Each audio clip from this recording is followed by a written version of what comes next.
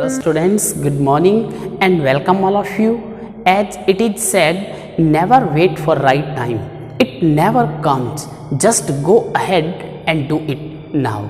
As time is always right to do what is right. सही समय का इंतज़ार किए बिना सही करते रहिए, सब कुछ अच्छा होगा।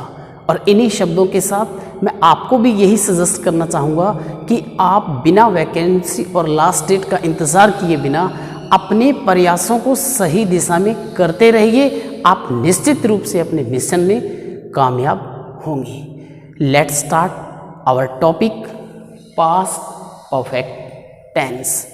इसे हम पास्ट ऑफ पास्ट के नाम से भी जानते हैं। This tense is used to show a finished action before a second point in past। जब हम पास्ट के अंदर दो फिनिश एक्शन शो करना चाहते हैं तो पहले फिनिश हुए एक्शन को शो करने के लिए हम पास्ट परफेक्ट टेंस का यूज़ करते हैं और दूसरे फिनिश हुए एक्शन को शो करने के लिए हम वर्ब की सेकंड फॉर्म से पास्ट इंडेफिनिट टेंस का यूज़ करते हैं। आइए इसको समझते हैं हम टाइमलाइन पे।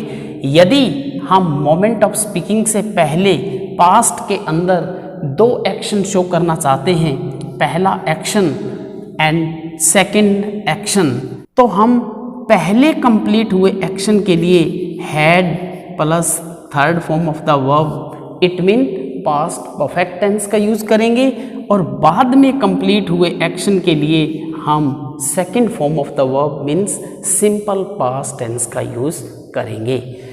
पहले कंप्लीट हुए एक्शन को शो करने के कारण ही हम इसे पास्ट ऑफ पास्ट के नाम से जानते हैं कि ये पास्ट का भी पास्ट एक्शन शो करता है। For example look at the sentence the patient had died before the doctor केम। इसमें हम दो एक्शन को शो करना चाहते हैं, doctor came and patient had died, मरीज का मरना और डॉक्टर का आना। तो इसमें पहला एक्शन कंप्लीट ये हुआ तो हम इसमें पास्ट परफेक्ट टेंस की वर्ब फॉर्म का यूज़ कर रहे हैं। सेकंड एक्शन ये कंप्लीट हुआ तो हम इसमें सिंपल पास्ट टेंस यूज़ कर रहे हैं। तो इस सेंटेंस को यदि हम इस टाइमलाइन की हेल्प से समझते हैं तो हैड डाइड एक्शन पहले कंप्लीट हुआ और जिसके लिए हमने हैड प्लस वर्ब की थर्ड फॉर्म का यूज किया। डॉक्टर केम जो सेकंड एक्शन है वो बाद में पूरा हुआ जिसके लिए हमने सिंपल पास्ट टेंस की वर्ब फॉर्म का यूज किया। इन the same way second sentence I arrived the station after the train had left, इसमें भी दो एक्शन शो हो रहे हैं, आपका स्टेशन पहुंचना और ट्रेन का रवाना होना। तो इसमें पहले ट्रेन रवाना हुई और आप बाद में स्टेशन पहुंचे।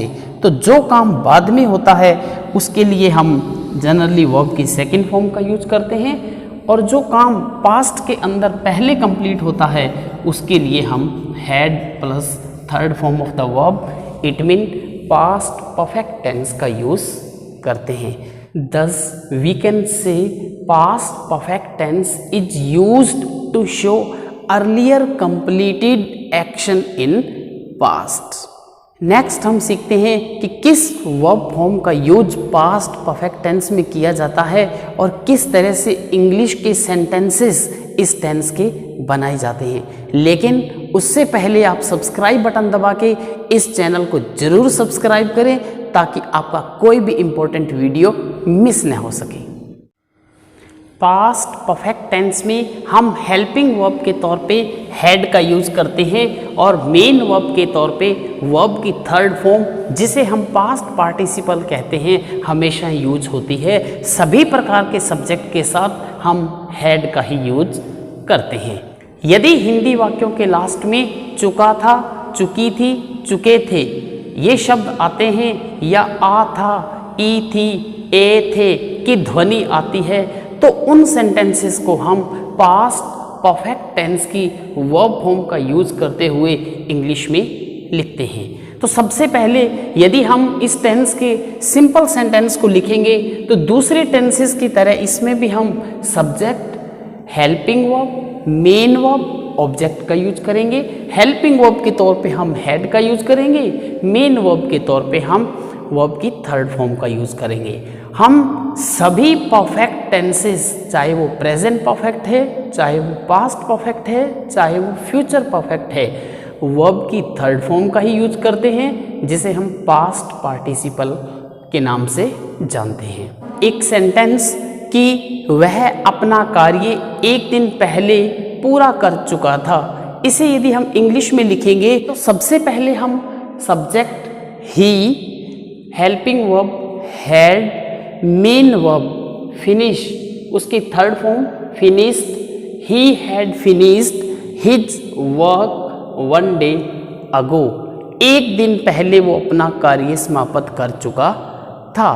इसी सेंटेंस को यदि हम नेगेटिव फॉर्म में चेंज करते हैं तो हम सब्जेक्ट, हेल्पिंग वर्ब हैड के बाद नोट का यूज करेंगे, मेन वर्ब की सेम थर्ड फॉर्म यूज होगी, ऑब्जेक्ट का यूज करेंगे। और इसी सेंटेंस को जब हम नेगेटिव में चेंज करेंगे तो he had not finished his work one day ago.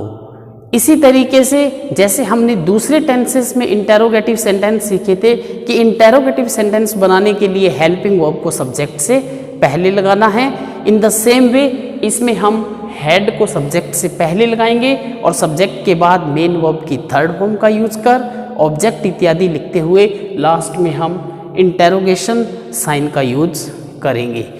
इसी सेंटेंस को यदि हम इंटेरोगेटिव फॉर्म में चेंज करके लिखते हैं तो had he finished his work one day ago, in the last sign of interrogation. इसी सेंटेंस को हम इंटेरोगेटिव नेगेटिव फॉर्म में जब चेंज करेंगे तो इंटेरोगेटिव में चेंज करने के लिए हेल्पिंग वर्ब सब्जेक्ट से पहले, उसके बाद हम नोट थर्ड स्थान पे, मेन वर्ब की थर्ड फॉर्म, ऑब्जेक्ट इत्यादि लिखते हुए लास्ट में हम इंटेरोगेटिव साइन का यूज करेंगे।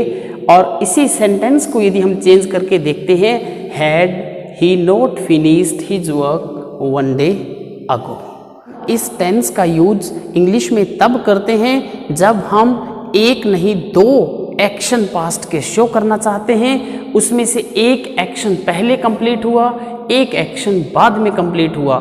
जो एक्शन पहले कंप्लीट हुआ उसको हम had plus third form of the verb के साथ बनाते हैं, पास्ट परफेक्ट की वर्ब फॉर्म यूज करते हुए, और जो एक्शन बाद में कंप्लीट हुआ उसे हम वर्ब की सेकंड फॉर्म यानी सिंपल पास्ट टेंस का वर्ब फॉर्म यूज करते हुए लिखते हैं। Use of the past perfect tense in English. This tense is mostly used to show a finished action before a second point in past time. जब हम past में दो activities show करना चाहते हैं तो हम पहले कंप्लीट हुई एक्टिविटी के लिए हैड प्लस वर्ब की third form past perfect tense और बाद में पूर्ण हुई एक्टिविटी के लिए simple past it mean verb की सेकंड फॉर्म का यूज करते हैं। For example, when we arrived the film had started. इसमें हम दो एक्टिविटीज शो करना चाहते हैं, वी अराइव्ड एंड फिल्म का स्टार्ट होना। तो इसमें फिल्म का स्टार्ट होना हम पहले शो करना चाहते हैं, इसीलिए हमने इसके साथ में हैड प्लस वर्ब की थर्ड फॉर्म का यूज किया है और अराइव्ड में हम simple second form of the verb का यूज किया है। इन दो एक्टिविटीज़ को यदि हम टाइम लाइन पे शो करते हैं तो यदि पास्ट टाइम के अंदर हमारा पहुंचना इस टाइम पे शो होता है तो फिल्म का स्टार्ट होना इससे पहले कंप्लीट हो चुका है। तो अर्लियर कंप्लीटेड एक्शन को शो करने के लिए हम had plus third form of the verb का यूज करते हैं। इसीलिए हम पास्ट परफेक्ट टेंस को पास्ट ऑफ पास्ट के नाम से जानते हैं कि यदि ये हमारा सिंपल पास्ट है तो इससे पहले past of past had plus third form of the verb past perfect tense है। इसी सेंटेंस को हम बिफोर और आफ्टर का यूज़ करते हुए भी लिख सकते हैं। यदि हम बिफोर का यूज करते हैं तो हमें हैड प्लस वर्ब की थर्ड फॉर्म बिफोर से पहले लगानी है और second form of the verb before के बाद लगानी है। और यदि हम आफ्टर का यूज करते हैं तो had plus third form of the verb after के बाद लगाएंगे और आफ्टर से पहले हम simple indefinite past tense verb की सेकंड फॉर्म का यूज करेंगे। Look at the sentences. We arrived after the film had started. It mean यदि हमें बीच में आफ्टर दिया है और आफ्टर से पहले वर्ब की सेकंड फॉर्म दी है तो हम आफ्टर के बाद हैड प्लस वर्ब की थर्ड फॉर्म का यूज करेंगे। और यदि हमें आफ्टर के बाद हैड प्लस वर्ब की थर्ड फॉर्म दी है तो हम आफ्टर से पहले वर्ब की सेकंड फॉर्म का यूज करेंगे। इसी तरह यदि हमें बीच में बिफोर दिया है और बिफोर से पहले हमें हैड प्लस वर्ब की थर्ड फॉर्म का यूज करना है, यदि बिफोर के बाद हमें वर्ब की सेकंड फॉर्म दी हुई है। और इसी तरह से यदि हमें हैड प्लस वर्ब की थर्ड फॉर्म बिफोर से पहले दी है तो हम बिफोर के बाद simple past tense second form of the verb का यूज करेंगे। और यदि व्हेन के बाद हमें इस तरह के दो एक्शन शो करने हैं तो हम व्हेन के साथ वाले सेंटेंस में वर्ब की सिंपल फॉर्म और दूसरे सेंटेंस या एक्शन के लिए हम had plus third form of the verb का यूज करेंगे। तो ये तीनों कंडीशन हमें अच्छे से याद रखनी है क्योंकि अक्सर एग्जाम के अंदर इन कंडीशंस पे क्वेश्चन पूछा जाता है इस टेंस से संबंधित कि व्हेन के साथ हमें वर्ब की सेकंड फॉर्म का यूज करना है और सेकंड एक्शन के लिए हमें had plus third form of the verb का यूज करना है। आफ्टर के बाद हमें हैड प्लस वर्ब की थर्ड फॉर्म का यूज करना है और आफ्टर से पहले हमें वर्ब की सेकंड फॉर्म का यूज करना है। इसी तरह बिफोर से पहले हमें हैड प्लस वर्ब की थर्ड फॉर्म का यूज करना है और बिफोर के बाद हमें सिंपल वर्ब की सेकंड फॉर्म का यूज करना है। Second important use of this tense is to show unfulfilled condition. Conditional sentences के टाइप थर्ड के अंदर भी हम पास्ट परफेक्ट टेंस का यूज करते हैं और हम had plus third form of the verb का यूज करते हैं इफ वाले पार्ट में और सेकंड पार्ट में हम would have plus third form of the verb का यूज करते हैं। तो यहाँ पे हमें वुड की जगह अन्य पास्ट मॉडल माइट कुड भी दिया हो सकता है। यदि हमें इफ वाले सेंटेंस में सेकंड पार्ट में वुड या कोई past modal have third form of the verb दी है तो हम इफ वाले पार्ट में had plus third form of the verb का यूज करेंगे जिसे हम कंडीशनल में थर्ड टाइप की कंडीशनल सेंटेंस के रूप में पढ़ते हैं। If he had worked hard, यदि उसने कठिन परिश्रम किया होता, he would have passed the exam, तो वो परीक्षा में पास हो गया होता। इट मीन टाइम निकल चुका है, उसने कठिन परिश्रम नहीं किया और वो परीक्षा में पास भी नहीं हुआ।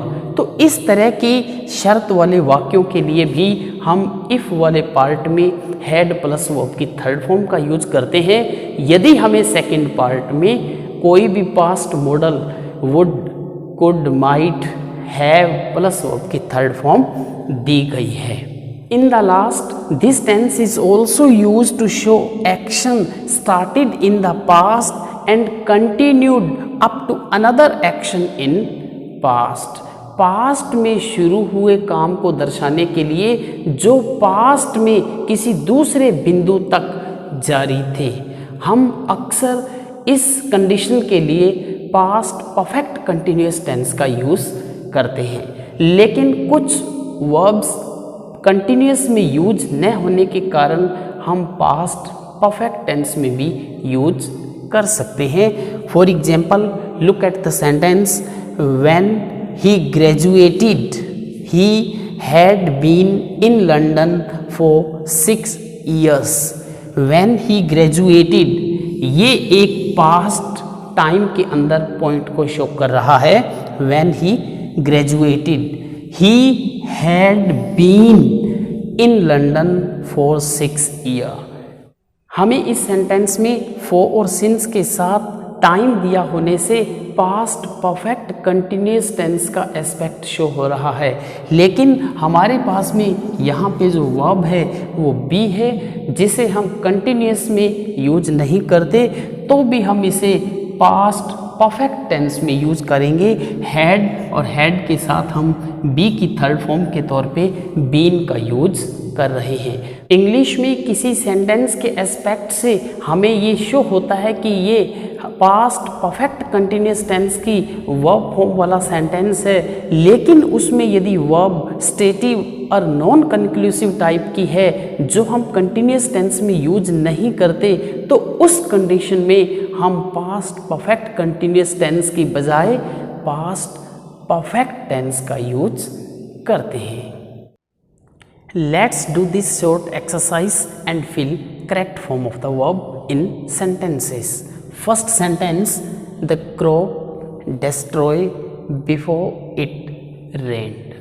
इसमें हमें आइडेंटिफिकेशन मिल रही है कि बिफोर के बाद हमें वर्ब की सेकंड फॉर्म दी गई है, तो हम बिफोर से पहले had plus third form of the verb destroyed, क्योंकि ये दो एक्शन शो कर रहा है। पहला एक्शन पास्ट में पहले कंप्लीट हुआ और दूसरा एक्शन पास्ट में इसके बाद कंप्लीट हुआ। The crop had destroyed before it rained. In the same way second sentence, as soon as she finish her lunch she ran out to play. इस सेंटेंस में भी दो एक्शन शो हो रहे हैं, उसका लंच को पूरा करना और उसका खेलने के लिए दौड़ना। तो इसमें से पहले उसने अपना लंच पूरा किया, तो जो काम पहले हुआ उसके लिए हम हैड प्लस वर्ब की third form it mean past perfect tense का यूज करेंगे, और जो काम बाद में कंप्लीट हुआ उसके लिए हमें वर्ब की सेकेंड फॉर्म इस सेंटेंस में दी गई है। इसी तरह third sentence, When I reached in the party, the dinner start. इसमें भी दो एक्शन शो हो रही है, आपका पार्टी में पहुंचना और डिनर स्टार्ट होना। तो आप पार्टी में बाद में पहुंचे, उससे पहले डिनर स्टार्ट हो चुका था। ये एस्पेक्ट इस सेंटेंस के द्वारा शो हो रहा है, क्योंकि हमें when के साथ वर्ब की सेकंड फॉर्म मिल रही है, तो हमें सेकंड सेंटेंस में हैड के साथ वर्ब की third form past perfect tense का यूज करना है। The dinner had started. In the same way next sentence, I came after the doctor go. इसमें भी हमें आफ्टर के साथ दो एक्शन शो हो रहे हैं। फर्स्ट एक्शन केम जो हमें वर्ब की सेकंड फॉर्म से दिया गया है, आफ्टर के बाद हम हैड प्लस वर्ब की थर्ड फॉर्म का यूज करते हैं। The doctor had gone. I came after the doctor had gone. तो ये भी दो एक्शन को शो कर रहा है। आफ्टर से पहले यदि हमें वर्ब की सेकंड फॉर्म दी है, तो हम आफ्टर के बाद हैड प्लस वर्ब की थर्ड फॉर्म का यूज करेंगे। Next sentence, if the guard come a little before he would have caught the thief। तो इसमें हमें थर्ड टाइप की कंडीशन वाला सेंटेंस दिया है, क्योंकि हमें सेकंड पार्ट के अंदर would have caught मिल रहा है। कोई भी पास्ट मॉडल उसके साथ have प्लस वर्ब की थर्ड फॉर्म मिलती है, तो हमें इफ वाले पार्ट में हैड प्लस वर्ब की third form it mean past perfect tense का यूज करना है। If the guard had come a little before he would have caught the thief। तो इस तरह की शर्त वाले वाक्यों में भी हमें पास्ट परफेक्ट टेंस यूज करते हैं। इन the last, when I met my friend his father know me for 5 years। इस सेंटेंस में हमें फॉर के साथ टाइम का दिया जाना परफेक्ट कंटिन्यूस के एस्पेक्ट को शो करता है और हमें ये क्लियर करना है कि ये प्रेजेंट परफेक्ट कंटिन्यूस है या पास्ट परफेक्ट कंटिन्यूस। तो इसके लिए हमें सेकंड सेंटेंस दिया है जिसमें हमें वर्ब की सेकंड फॉर्म दी गई है।